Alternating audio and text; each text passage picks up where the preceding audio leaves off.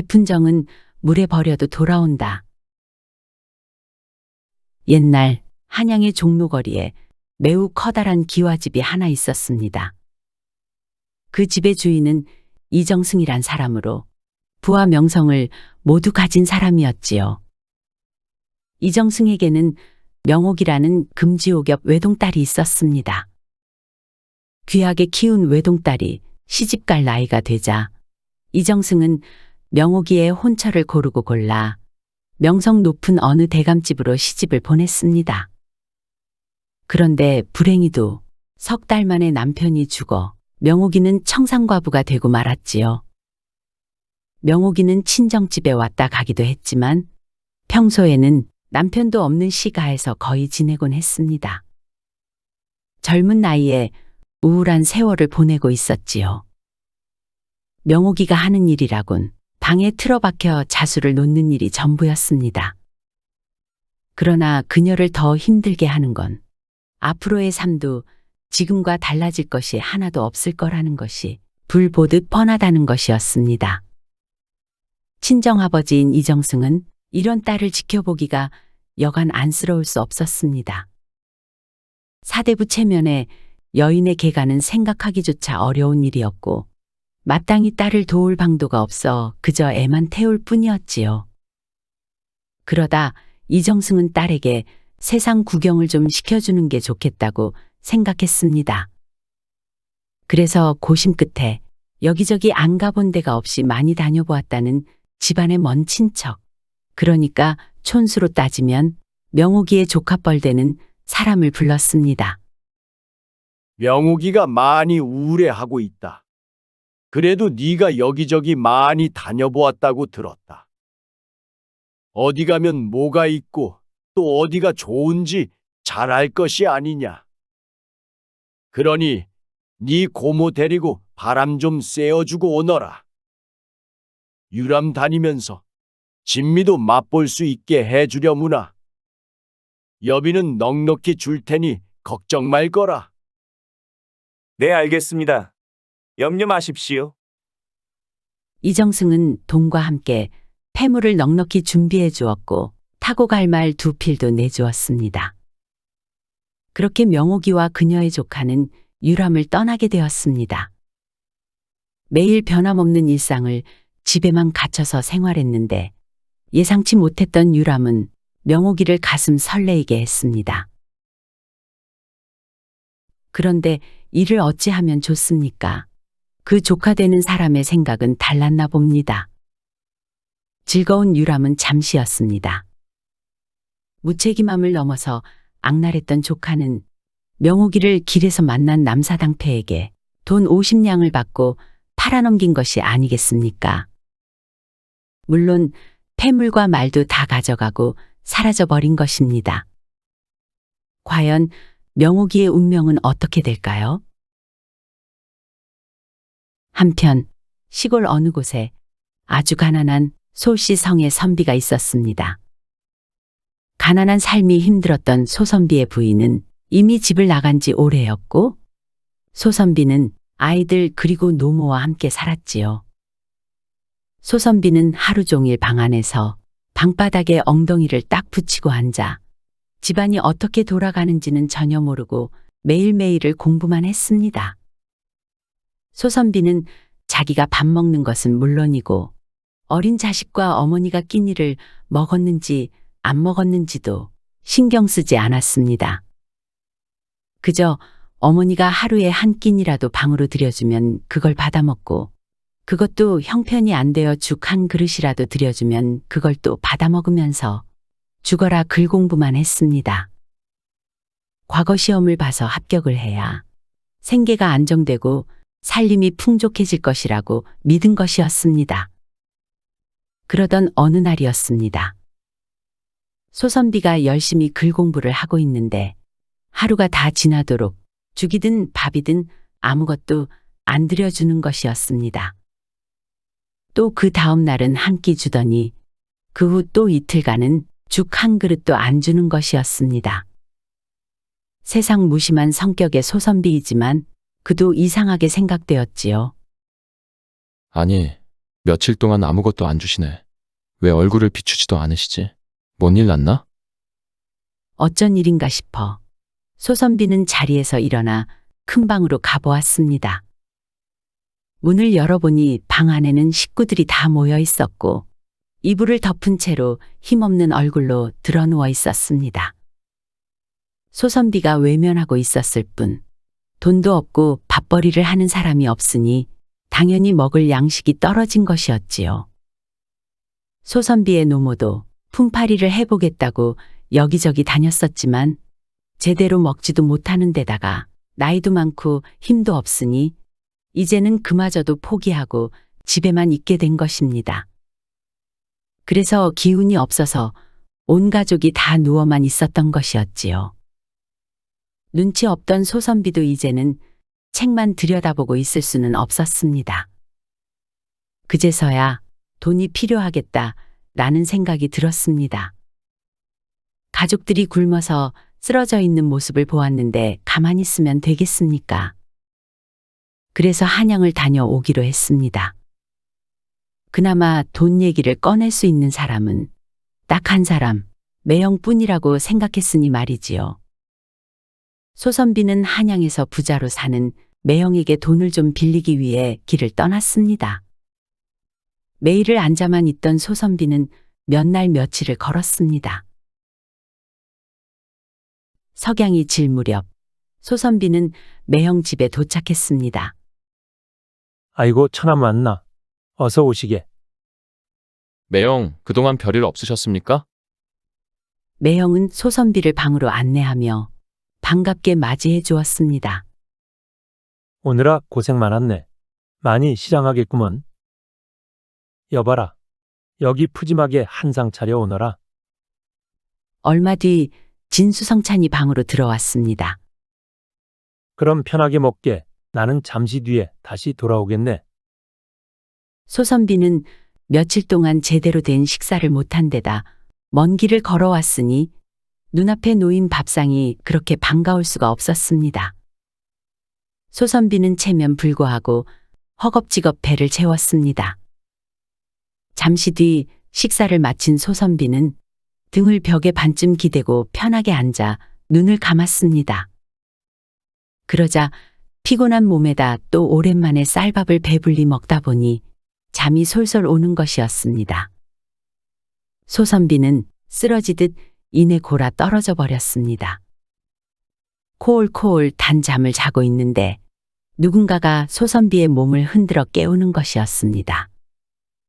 눈을 비비면서 일어나 보니 그를 깨운 사람은 바로 매형이었습니다. 잠깐 잠이 든 걸로만 알았는데 방 안에서도 날이 훤히 밝았다는 것을 알 수 있었습니다. 다음 날 아침이 된 것이었지요.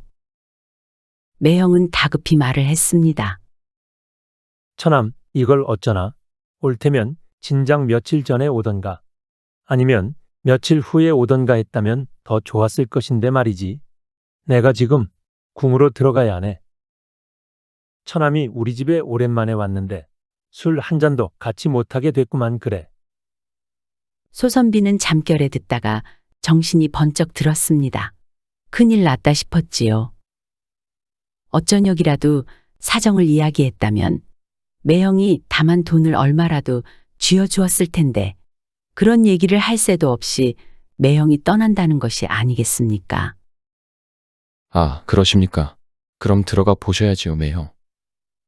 소선비가 그렇게 낙심천만을 하고 있는 찰나에 매형은 방문을 열고 바깥에 머슴들을 불렀습니다. 말 두 필을 솔질해서 안장을 씌우거라. 말 한 필에는 돈을 100냥을 싣고 다른 한 필에는 처남을 태워서 집까지 데려다 주고 오너라.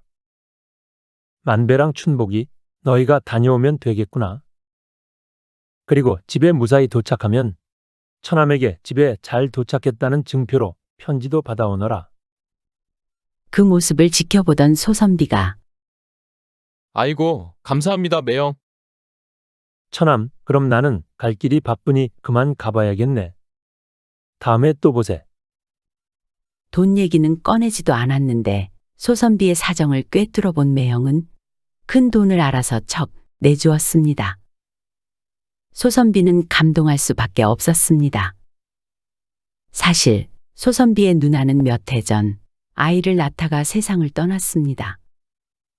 그래서 주변머리 없는 소선비 입장에서는 누나도 없는 매형집을 왕래하고 또 돈 얘기를 꺼내는 것조차 사실은 머뭇거려졌었지요.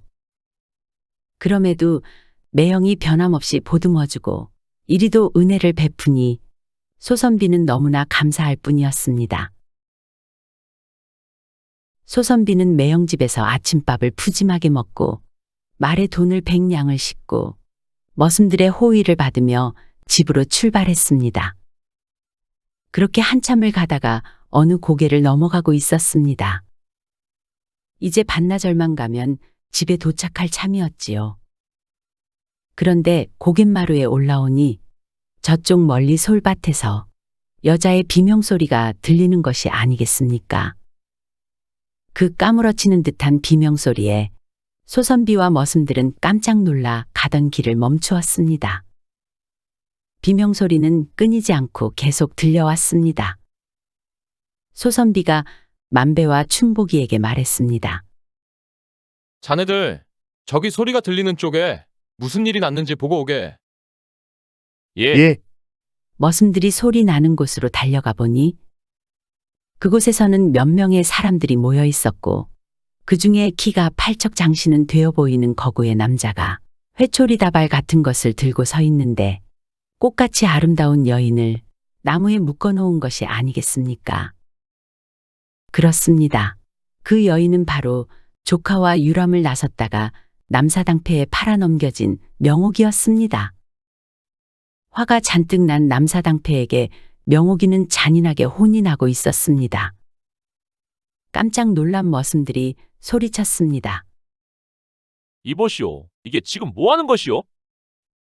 이건 너무하는 거 아니오?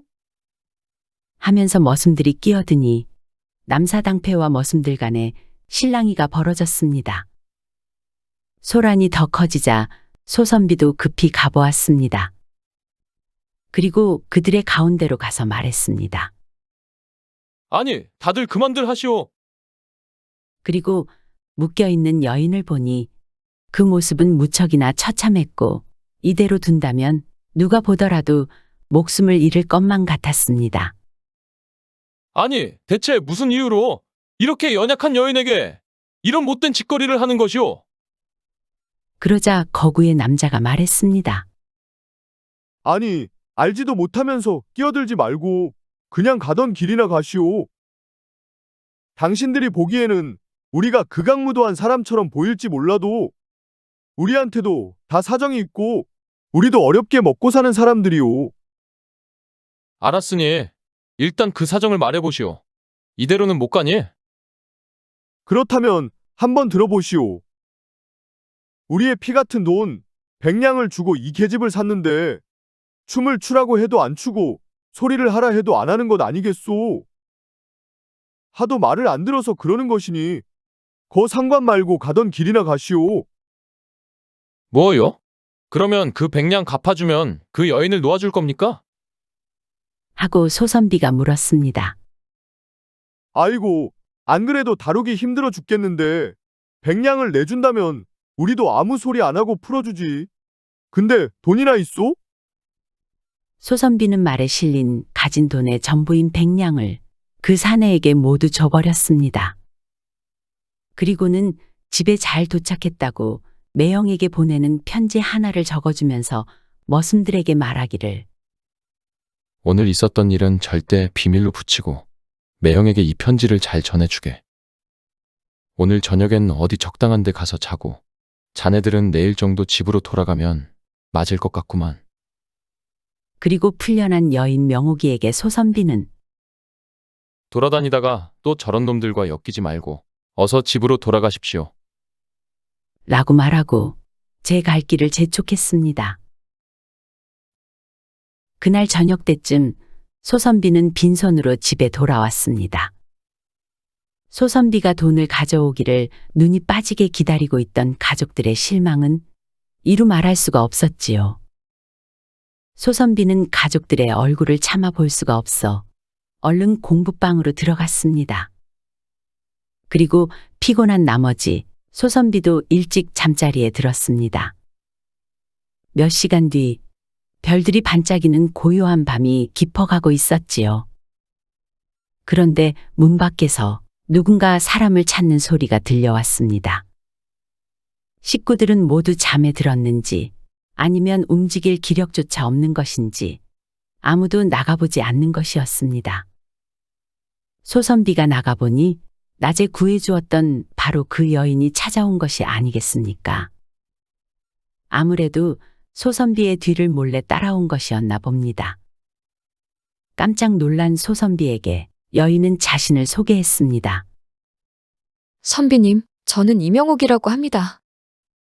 도저히 이곳이 어딘지도 모르겠어서 선비님을 따라왔습니다. 요 앞 길에서 계속 고민하다가 들어왔습니다.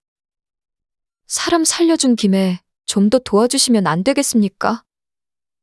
소선비는 잠시 생각 끝에 말했습니다. 사정이 정 그러시다면 오늘 저녁은 이쪽 큰 방으로 들어가서 주무시고 가십시오. 저희 집도 형편이 좋지 않아 재워드리는 것만 가능할 것 같습니다. 잠시만 기다리십시오.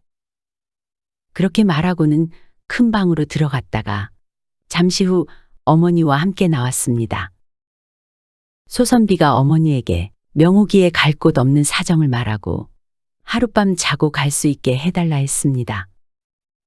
어머니는 명옥이를 힐끔 한번 쳐다보고는 방으로 안내해 주었습니다. 이쪽으로 들어가시오. 명옥이는 일단 큰 방으로 따라 들어갔습니다.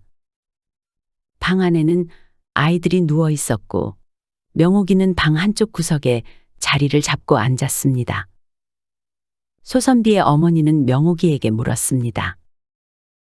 저녁은 드셨소? 아니요, 못 먹었습니다. 노모는 힘겹게 자리에서 일어나 방문을 열고 나갔습니다. 이내 돌아온 노모의 손에는 물 한 대접이 들려 있었습니다.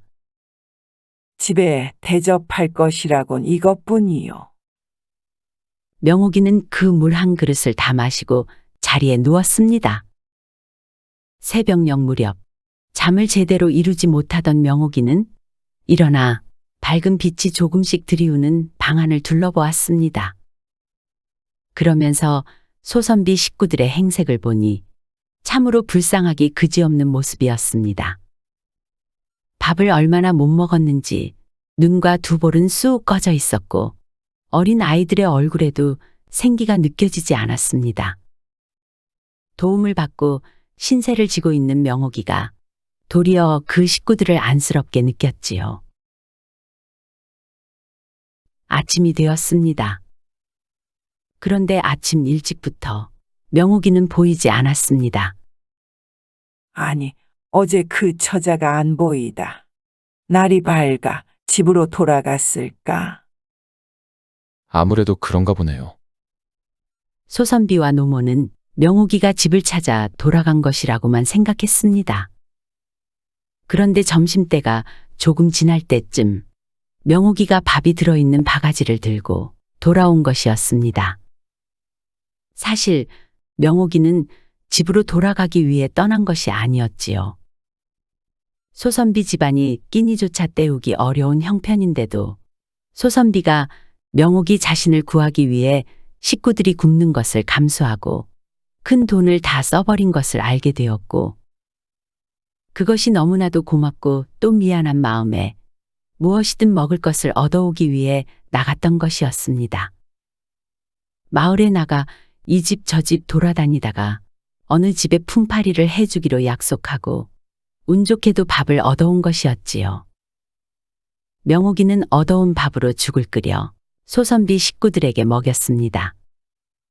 소선비와 그의 노모는 놀라며 물었습니다. 아니, 이게 다 어디서 난 거유? 걱정 마시고 그냥 드시면 됩니다. 배고프실 텐데 어서 드세요. 라고 말하며 애써 미소만 지었습니다. 소선비와 그의 식구들은 명옥이가 해온 죽을 맛있게 먹었습니다. 그리고 그날부터 명옥이는 그 마을에서 자기가 할 수 있는 일은 무엇이든 찾아 하면서 소선비 식구들이 먹을 양식을 챙겼지요. 원래 손재주가 좋아 무슨 일이든 금방 익히고 또 부지런하여 명옥이는 매일매일 끼니값을 벌어올 수 있었습니다.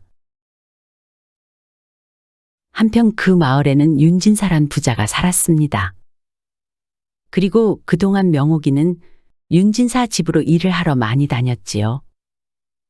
손끝이 야무진 명옥이를 윤진사의 어머니 권씨가 이뻐하여 매일 불러다 일을 주곤 했던 것입니다. 또한 윤진사의 어머니 권씨는 학문의 조예가 깊어 손녀딸에게 글을 직접 가르치고 있었습니다. 하루는 명옥이가 밥상을 차려 권씨에게 들고 가니 손녀가 권씨에게 글자를 물어보고 있었습니다.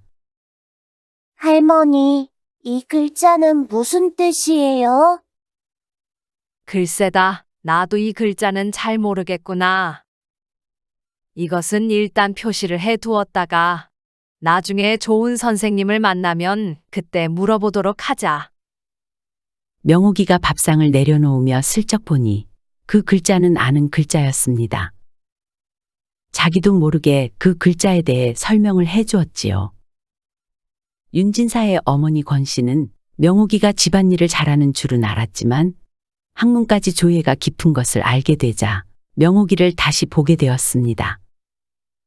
며칠 뒤 명옥이가 밥상을 놓고 나가는데 권씨가 명옥이를 붙잡고 말했습니다. 밥 한 그릇 더 가져오게. 오늘은 나와 겸상을 해서 밥을 같이 먹세. 할 말도 있고. 어리둥절한 명옥이는 밥 한 공기를 들고 들어와 조심스럽게 밥상 위에 내려놓았습니다. 권씨가 명옥이와 밥을 같이 먹으며 하는 말이 나도 글을 꽤나 잘 짓는 사람이란 말을 듣고 살았는데 자네는 나이도 젊은데 나보다도 더 학문에 박식한 것 같으네. 혹시 내 손녀딸에게 글을 좀 가르쳐 줄 수 있겠는가? 제가요? 뭐 가르치라 말씀하시면 제가 가르쳐 드릴 수 있지요. 그리고는 손녀딸을 불러 명옥이에게 글을 가르치게 하고는 옆에 앉아 바느질을 하는 척하면서 그 모습을 지켜보았습니다.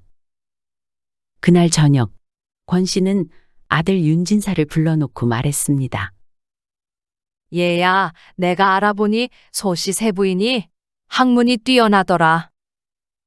마을에서는 다들 명옥이를 소선비의 세부인으로 알고 있었습니다. 근데 소씨네 집이 사는 형편이 힘들어서 부인이 매일 여기저기 일을 하러 다니잖니? 그래서 말인데 요 앞에 있는 논열 마지기에서 추수를 하거든. 나 다른 소씨네 식량하라고 보내고 볏짚은 불 떼는 데 쓰라고 소씨네로 보내주는 것이 어떻겠니?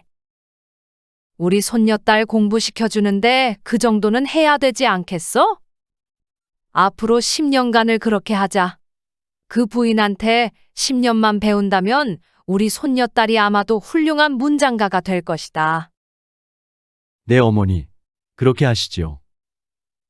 그리고 그 이튿날 명옥이가 또 일을 하러 오자 권씨는 명옥이에게 말했습니다.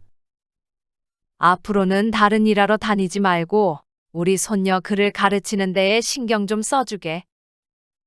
그러면 논열 마지기에서 나오는 식량과 볏짚을 다 보내줄 테니 먹고 사는 걱정은 말고 내 손녀를 10년만 가르쳐주게. 아이고, 마님 감사합니다. 예, 그래야죠. 그렇게 해서 명옥이는 윤진사 딸의 글선생이 되었습니다. 세월은 흘러 명옥이가 온 지 10년째 되는 섣달 금음날 밤이 되었습니다. 명옥이가 할 말이 있다며 소선비와 한자리에 앉았습니다. 선비님께서 구해주신 이 목숨. 지나온 10년간 저는 그 은혜를 갚으려고 부단히도 노력했어요. 이제 저는 선택의 기로에 서 있다고 생각합니다. 처음에는 은혜를 갚고자 이곳에 머물게 되었지만 선비님과 어머니, 아이들까지 저에게는 이제 가족과 다름없다고 생각합니다. 그래서 말인데 제가 선비님의 새 부인이 되기를 허락하신다면 그렇게 할 것이고 그렇지 않고 제가 싫다고 하시면 저는 이제 이곳을 떠나 원래 집으로 돌아가겠습니다. 소선비와 가족들 중 누구도 명옥이가 떠나기를 바라는 사람은 없었습니다. 결국 명옥이는 소선비의 부인이 되었습니다. 저작거리에 과거 시험을 본다는 방이 붙었습니다. 소선비는 지난 10년 동안 명옥이가 생계를 책임진 덕에 아무런 걱정 없이 학문에만 집중할 수 있었지요. 동네 사람들이 우스갯소리로 소선비는 손으로 글을 쓸 것이 아니라 발가락 사이에 붓을 꼽고 발로만 내둘내둘 해도 신필이다 라는 말을 하기도 할 정도였지요. 과거 시험을 보러 가기 전날이 되었고 명옥이는 소선비와 마주했습니다. 여기 서방님 과거 보러 가실 때 내드리려고 미리 지어놓은 옷이에요. 명옥이는 옷을 내주며 봉투에 주소가 적힌 편지 석 장도 같이 주었습니다. 여기서 한양까지 200리 길이라 들었어요. 그러니 부지런히 가신다면 아마도 사나흘이면 당도하겠지요. 내일 길 떠나고 첫날 저녁에는 하얀 봉투에 쓰인 주소로 찾아가서 편지를 건네주세요. 그러면 반갑게 맞이해주면서 편히 묵게 해줄 것입니다. 그리고 다음날 저녁에는 노란 봉투에 쓰인 주소로 찾아가서 편지를 보여주십시오. 역시 반갑게 맞아주면서 편히 묵게 해줄 것입니다. 그리고 한양에 도착하거든 붉은 봉투에 쓰여진 주소로 찾아가 편지를 전해주십시오. 명옥이의 말이 아리송했지만 소선비는 명옥이가 일러준 대로 봉투에 쓰인 주소를 찾아다니니 정말 편하게 한양까지 당도할 수 있었습니다. 사실 그 봉투에 쓰인 주소는 명옥이의 지인들의 집 주소였습니다. 드디어 마지막 편지의 주소로 찾아갔습니다. 그 집은 종로거리에서 대문이 가장 커 보이는 집이었습니다.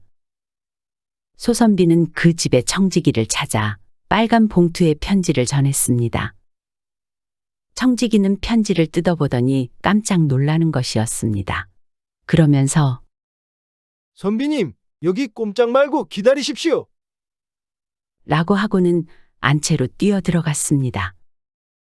잠시 후 그 집 주인이 눈물 콧물을 흘리며 엎어질 듯 버선발로 달려나왔습니다. 그렇습니다. 그 집은 명옥이의 친정집이었고 그 집의 주인은 명옥이의 아버지 이정승이었습니다. 소선비가 전한 편지는 그동안 살았는지 죽었는지도 몰랐던 명옥이의 소식이 담겨있던 편지였던 것이었습니다. 며칠 뒤 소선비는 과거 시험에 장원 급제했습니다. 이정승은 죽은 줄로만 알았던 딸도 찾고 과거 시험에 장원 급제한 사위도 얻게 되었지요. 그동안 슬픔 속에 살았던 이정승에게 더할 나위 없이 기쁜 일이 한꺼번에 쏟아진 것입니다. 그리고 소선비 입장에서도 정승집 사위가 되었으니 얼마나 좋습니까? 명옥이는 원래 젊은 나이에 청산과부가 되어 자기가 할 수 있는 일이라고는 하나도 없이 집안에 갇혀 옥살이 같은 생활만 하며 살았었습니다. 무료한 삶에 활력을 찾고자 유람을 나갔다가 목숨을 위협받는 큰 위기를 겪기도 하였지요. 그러다 결국 자기의 능력을 발휘하여 누구보다 인생을 적극적으로 살 수 있었습니다. 한 집안의 생계를 책임지고 남편을 과거급제하여 성공하게도 만들었지요. 이 모든 기적 같은 일은 바로 소선비의 선행에서 비롯되었다 할 수 있겠습니다. 세상에 어떤 사람이 자기 식구들이 며칠 동안 굶고 곧 굶어 죽을 지경인데 생면부지 여인의 목숨을 하나 살리겠다고 그 귀한 돈을 다 내놓겠습니까? 지고한 선행이 지고한 선행으로 이어지면서 결국은 모두가 행복한 결말을 향해 나아갈 수 있었습니다. 무심코 베푼 정은 흐르는 강물에 버려도 기어코 돌아오는 것 마냥 덕을 쌓았더니 더 큰 복이 되어 돌아온 것이라 할 수 있겠습니다.